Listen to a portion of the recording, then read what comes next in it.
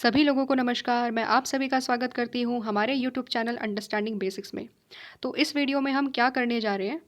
इस वीडियो में हम अंडरस्टैंड करने जा रहे हैं कि how can we promote equality. अब तक हमने बहुत ज़्यादा डिस्कस कर लिया इनइक्वालिटीज़ क्या होती है, ठीक है, किस तरीके से अलग अलग डायमेंशंस ऑफ इक्वालिटी है। मार्क्सिज्म का जो नोशन है इक्वालिटी का वो समझा, लिबरलिज्म का आइडिया ऑफ इक्वालिटी समझा, सोशलिज्म का आइडिया ऑफ इक्वालिटी हमने समझा।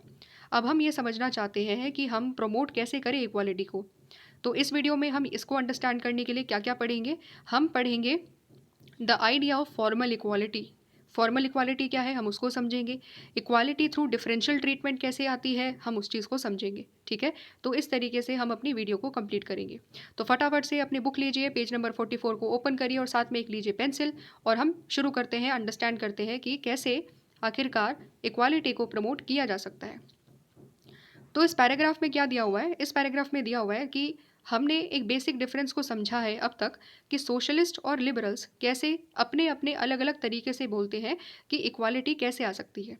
इसका मतलब क्या हुआ कि सोशलिज्म का तरीका अलग है इक्वालिटी का। सोशलिस्ट कहते हैं कि गवर्नमेंट को आना पड़ेगा आगे, गवर्नमेंट को इनइक्वालिटीज़ को मिनिमाइज करना पड़ेगा और गवर्नमेंट को बेसिक गुड्स जैसे एजुकेशन, हेल्थ, ये सभी लोगों को प्रोवाइड करनी पड़ेगी, ठीक है। ये सोशलिज्म का आइडिया था। Liberalism on the other hand क्या कहते हैं इक्वालिटी के बारे में? लिबरल्स कहते हैं कि देखो, अगर हमें इक्वालिटी लेकर के आनी है ना, हमें जस्टिस अगर सोसाइटी में लेकर के आना है, तो सबसे ज़्यादा बढ़िया तरीका उसका क्या है? इक्वल कंपटीशन का, कि सभी के लिए इक्वल कंपटीशन कर दो, हर किसी को इक्वल अपॉर्चुनिटीज़ मिले कि वो कंपटीशन में पार्टिसिपेट करे, क्योंकि उनके मुताबिक competition is the most fairest way and the just way, कि जिससे सोसाइटी में हम अपने गुड्स को, सोशल गुड्स को फेयर तरीके से डिस्ट्रीब्यूट कर सकते हैं, ठीक है। तो ये अलग अलग तरीके हो गए इक्वालिटी लाने के। एक तरफ कंपटीशन, तो एक तरफ बोला जा रहा है कि गवर्नमेंट को आना पड़ेगा।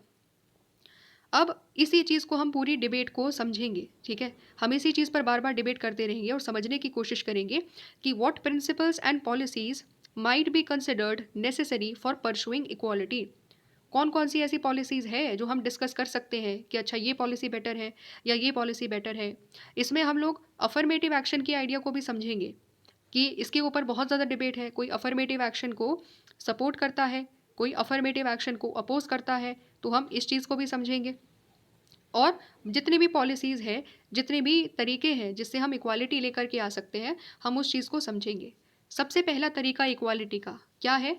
वो है स्टैब्लिशिंग फॉर्मल इक्वालिटी, ठीक है। फॉर्मल इक्वालिटी का मैं मीनिंग समझा देती हूँ, बाकी जो एक एक चीज़ है, डेफिनेशंस जो है, एग्जाम्पल्स जो है, वो हम एक एक करते हुए समझेंगे। फॉर्मल इक्वालिटी का मतलब होता है कि सोसाइटी में जितने भी लोग हैं, जिस भी सोशल बैकग्राउंड से लोग आते हैं, सभी लोगों को लॉ इक्वल तरीके से ट्रीट करेगा। ये होती है फॉर्मल इक्वालिटी का मतलब होता है लीगल और पॉलिटिकल इक्वालिटी। किसी के भी साथ उसके रिलीजन, जेंडर, कास्ट या अदर बेसिस पर डिस्क्रिमिनेशन नहीं किया जाएगा। सभी लोगों को लॉ के सामने बराबर माना जाएगा, सभी लोगों को इक्वल अपॉर्चुनिटीज़ मिलेगी, ठीक है। ये जो आइडिया होता है, ये आइडिया होता है फॉर्मल इक्वालिटी का। अब हम समझते हैं इसको डिटेल में। First step towards bringing about equality is of course ending the formal system of inequality and privileges. अगर कहीं सोसाइटी में इनइक्वालिटी है और वो भी फॉर्मल सिस्टम की है, इनइक्वालिटी, प्रिविलेजेस है, हमें उसको ख़त्म करना पड़ेगा।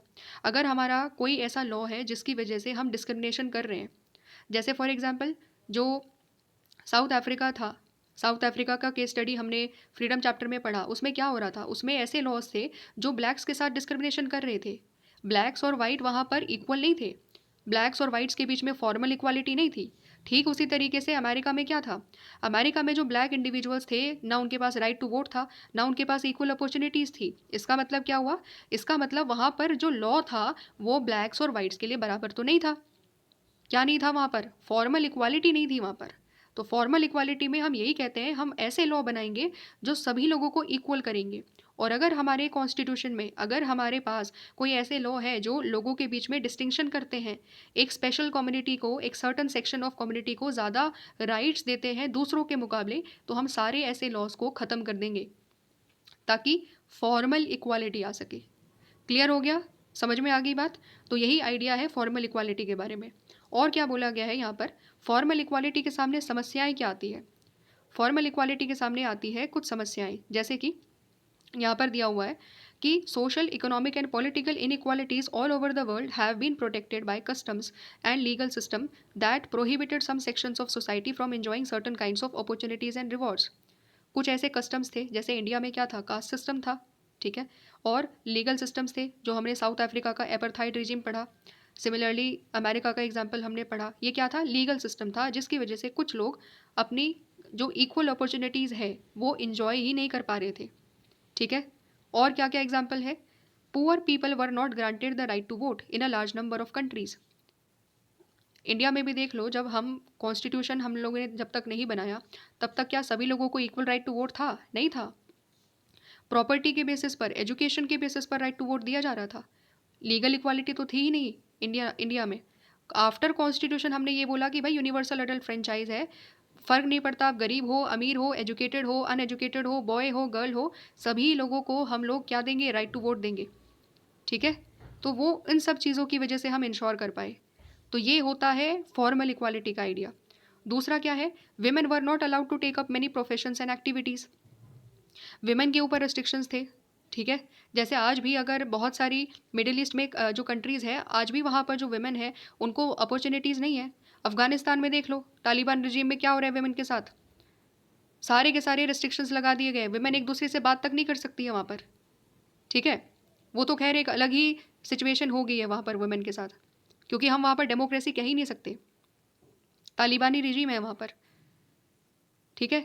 तो यहाँ पर हम क्या देख रहे हैं कि विमेन को भी प्रोफेशंस और एक्टिविटीज़ से भी एक तरीके से रिस्ट्रिक्शंस लगाए जा रहे थे।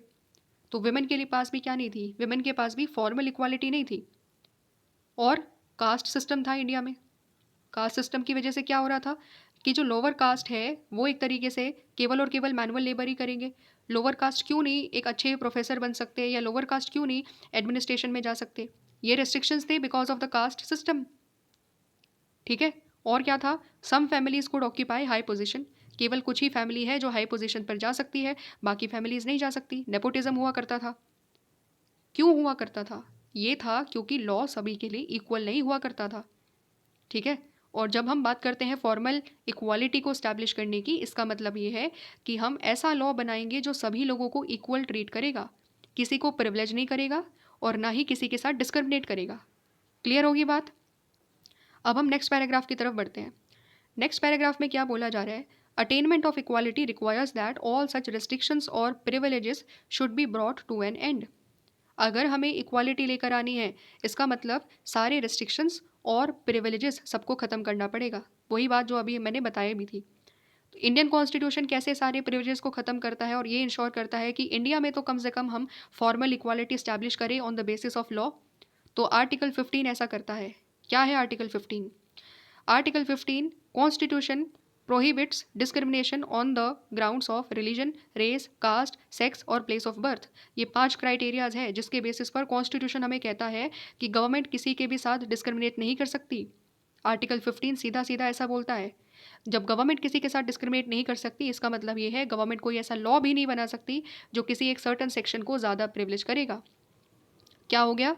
फॉर्मल इक्वालिटी आ गई, ठीक है। और क्या है? Article 17 of the Indian constitution क्या कहता है? आर्टिकल 17, आर्टिकल 17 कहता है our constitution also abolishes the practices of untouchability. कोई भी प्रैक्टिस ऑफ अनटचेबिलिटी नहीं करेगा, उसके खिलाफ पनिशमेंट है, ठीक है। क्यों? क्योंकि हम ऐसा लॉ बना रहे हैं ताकि सभी के सभी लोग, इंडियन सोसाइटी के लोग, वो इक्वल हो जाए। कोई ये ना बोले कि उनके साथ गलत प्रैक्टिस करी जा रही है। और हम सीधा सीधा आर्टिकल के द्वारा, अपने फंडामेंटल राइट्स के द्वारा उन लोगों को ये राइट दे रहे हैं कि आपके साथ डिस्क्रिमिनेशन नहीं करेगा कोई, because our Indian constitution is establishing the formal equality within the Indian society. समझ पाएंगे? अब और क्या बोला हुआ है? और यहाँ पर ये बोला हुआ है कि जितने भी कॉन्स्टिट्यूशंस है और डेमोक्रेटिक गवर्नमेंट है, उन सभी लोगों ने, सभी कॉन्स्टिट्यूशन ने, गवर्नमेंट्स ने, सभी लोगों ने ये एक्सेप्ट किया है कि इक्वालिटी का प्रिंसिपल बहुत ज़्यादा ज़रूरी है। और इसी इक्वालिटी के प्रिंसिपल की वजह से हम क्या कर रहे हैं? हम आइडेंटिकल ट्रीटमेंट कर रहे हैं by the law to all citizens without any regard to their caste, race, religion और जेंडर। हम सभी के साथ सेम ट्रीटमेंट कर रहे हैं। हम किसी के साथ डिस्क्रिमिनेशन नहीं कर रहे, चाहे वो किसी भी रेस का हो, किसी भी रिलीजन का हो, किसी भी जेंडर का हो, या किसी भी कास्ट का ही क्यों ना हो। समझ गए? सिंपल है, अंडरस्टैंडिंग क्लियर है। बहुत सिंपल तरीके से हम लोगों ने समझा है कि फॉर्मल इक्वालिटी क्या होती है। लॉ सभी लोगों के लिए बराबर है, फ़र्क नहीं पड़ता कि आपका सोशल बैकग्राउंड क्या है। ठीक है, समझ गए? अब नेक्स्ट की तरफ बढ़ते हैं। एक इक्वालिटी तो हमने समझ ली, अब हम दूसरी इक्वालिटी को समझ ले ज़रा। इक्वालिटी थ्रू डिफरेंशियल ट्रीटमेंट, इसका मतलब क्या है?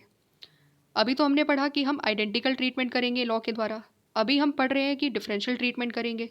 तो क्या दोनों से इक्वालिटी आ सकती है? बिल्कुल आ सकती है। कैसे? वही तो पढ़ना है। तो क्या बोल रहा है?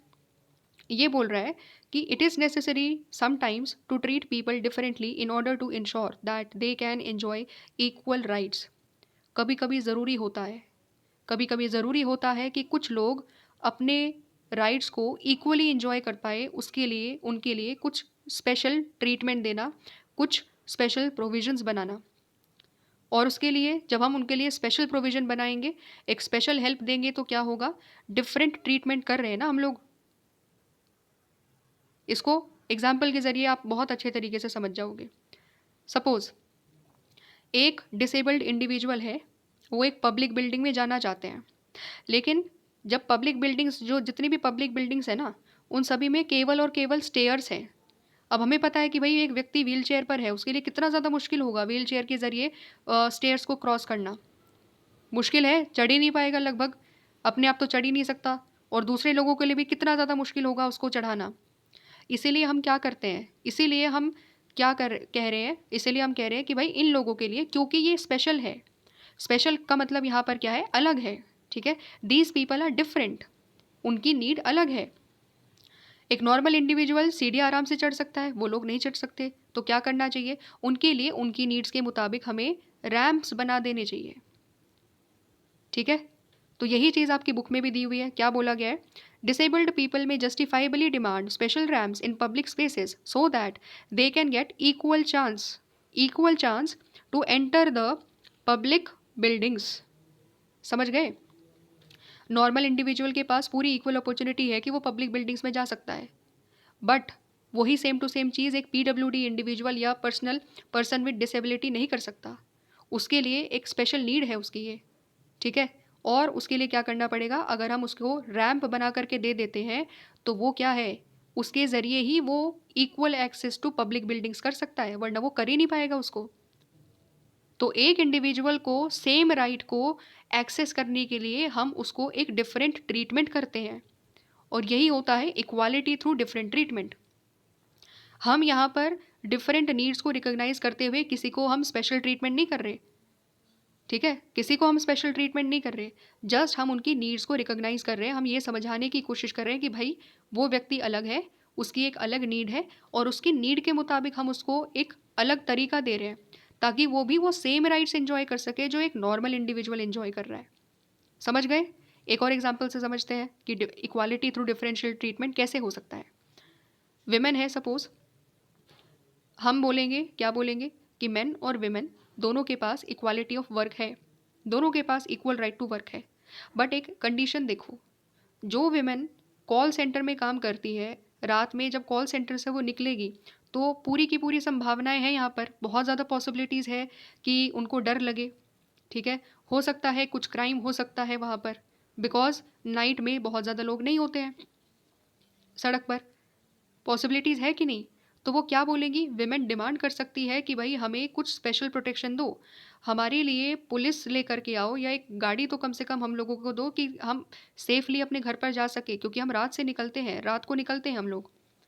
ठीक है, तो अगर हम उनकी ऐसी नीड्स को रिकॉग्नाइज कर रहे हैं, तो क्या कोई स्पेशल ट्रीटमेंट कर रहे हैं? क्या कोई स्पेशल ट्रीटमेंट नहीं है, ये केवल डिफरेंशियल ट्रीटमेंट है, ताकि विमेन भी इक्वल राइट अपना इंजॉय कर सके, इक्वल राइट टू वर्क। अगर ये चीज़ नहीं होगी तो वो हमेशा इनसिक्योर फील करेगी, हो सकता है कुछ लोग काम ही ना करें रात को। ठीक है, तो सेम राइट्स के लिए कुछ लोगों को उनकी क्योंकि नीड्स अलग है, इसीलिए हम उनको डिफरेंट ट्रीटमेंट देते हैं। समझ गए? इसको हम लोगों को इन्फ्रिंजमेंट ऑफ इक्वालिटी के तौर पर नहीं देखना, ये एक इन्हांसमेंट ऑफ इक्वालिटी है, ये इक्वालिटी लाने के लिए है। समझ गए? ये हमारी अंडरस्टैंडिंग थी इक्वालिटी के बारे में। अब इसी चीज़ को यहाँ पर, ये जो छोटा सा डायग्राम है, ये जो इमेज है, इसके ज़रिए यहाँ पर चीज़ें समझाई गई है। यहाँ पर ये पर्टिकुलर टीचर कह रहे हैं, क्या कह रहे हैं जी? ये कह रहे हैं to ensure a fair selection you all get the same test. Fair selection के लिए सेम टेस्ट होगा सभी लोगों के लिए। तुम लोगों को पेड़ को चढ़ना पड़ेगा। इक्वालिटी का मतलब कुछ लोग, हम लोग यही तो कहते हैं ना, इक्वालिटी का मतलब सबको सेम ट्रीटमेंट कर दो। लेकिन यहाँ पर देखो तो ज़रा, क्या हर जो स्पीसीज़ यहाँ पर दिया हुआ है, हर जो एनिमल यहाँ पर दिया हुआ है, जो स्पीसीज़ दिया हुआ है, क्या उसकी सेम एबिलिटीज़ है? फिश क्या करती है? वो तो स्विम करती है, क्या वो कर सकती है ट्री क्लाइंब? नहीं। फ्रॉग क्या करेगा? जंप करेगा। ठीक है। बर्ड क्या करेगी? फ्लाई करेगी। एलिफेंट क्या कर सकता है? उसकी स्ट्रेंथ है, पावर, उसके पास ताकत है, वो अच्छा दौड़ सकता है। मंकी क्लाइंब कर सकता है ट्री को, कोई दिक्कत नहीं है।